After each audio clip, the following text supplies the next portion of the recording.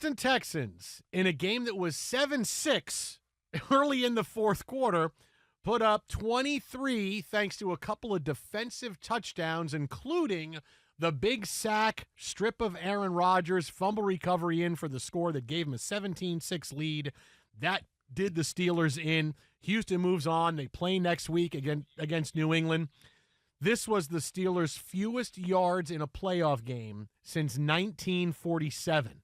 I mean, that's even before Terry Bradshaw played. That's a long time ago for the Steelers. Again, this is a effort of 175 total yards against this Texans defense, man. I know that they look.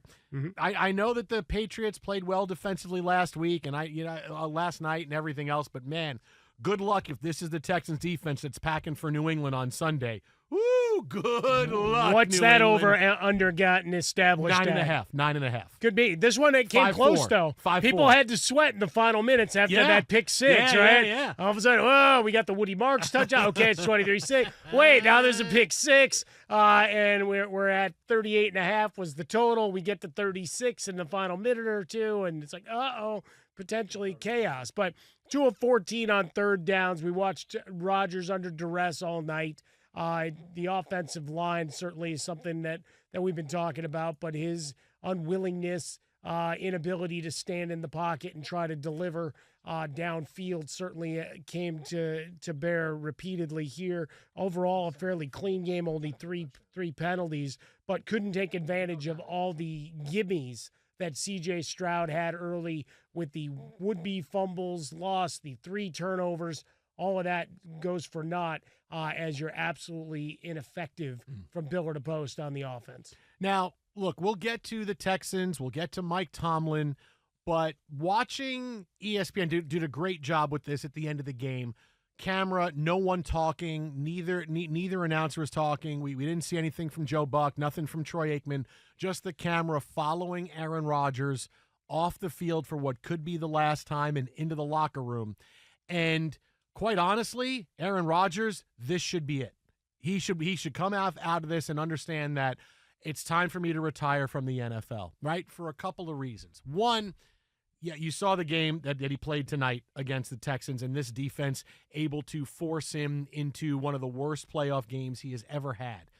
All season long, Aaron Rodgers has had some moments, but yet when a defense is getting into the backfield, what does he do? He's not the same guy throwing off his back foot, throwing the ball early, throwing it away. He can't stand in there and get hit anymore. He just is very skittish. He's been that way since he came back from his injury with the Jets 3 years ago. But mainly for Rodgers, it's not going to get any better than it is right now. Okay, the Steelers are not going to go crazy free agency. They're not going to load up on guys. They're not going to bring in a bunch of weapons. You had your year to come off of. I don't want to end the way the Jets ended, right? And I get that. You don't want that. It was awful. Well, just personally, you get thrown out there and all of that stuff. Him talking about all the leaks in the building and everything. It was an awful time with the Jets. Nobody wants to retire coming off of that. So it's a risk this year, right? And he did have a good back half of the year last year, right? Finished still nearly 30 touchdowns. He threw for, he had a pretty good year throwing the football.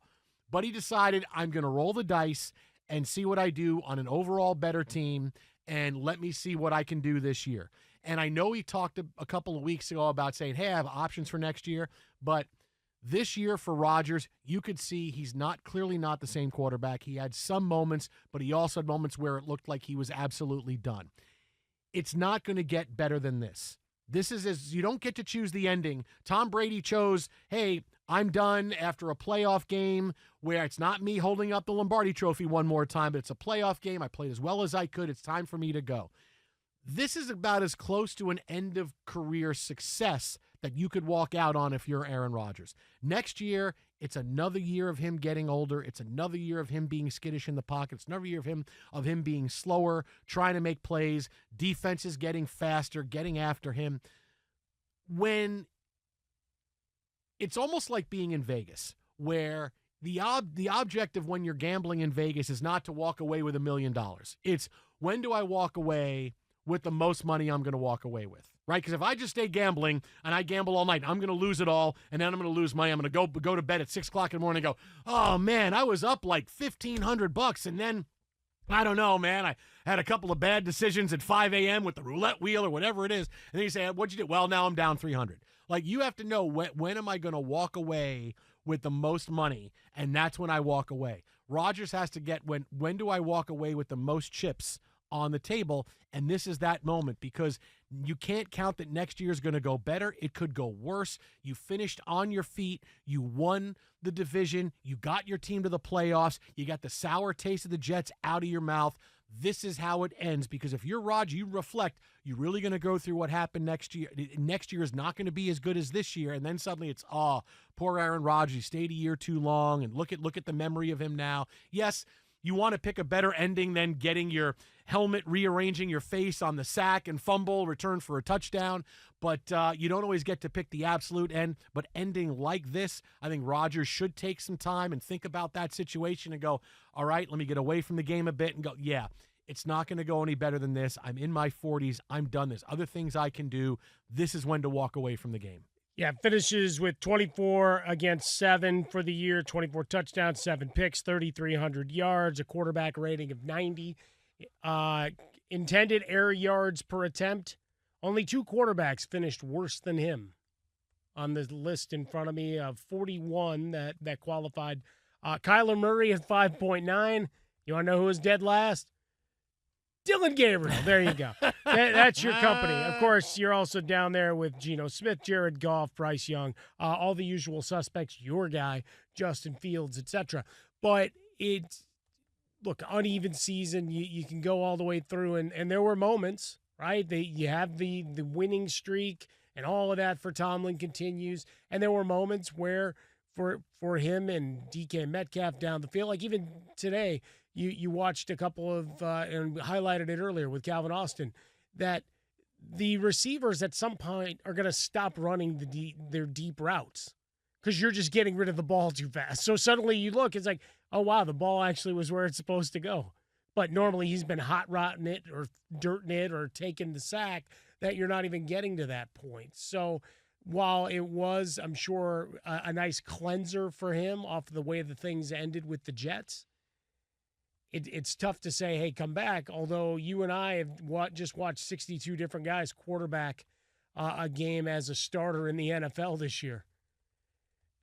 He's better than a lot of those guys. Oh, yeah. Oh, yeah. even at 49 or whatever he is at this point, darkness retreats and whatever. But you got to decide when that end game is. Yeah, and that's the thing, is that to get that everybody would rather go a year early than stay a year too long, right? When you are a player like this, when you are one of the greats to play the game, and Aaron Rodgers is one of the top 5 quarterbacks I've seen throughout my life, even regardless of the last 3 years. But that's the thing, right? He's already done this for 3 years. What's a fourth? Yeah, but as long as you don't get yourself hurt. No, but that's the thing. By the way, you also rolled up a really inverted way that you described it with your Vegas thing.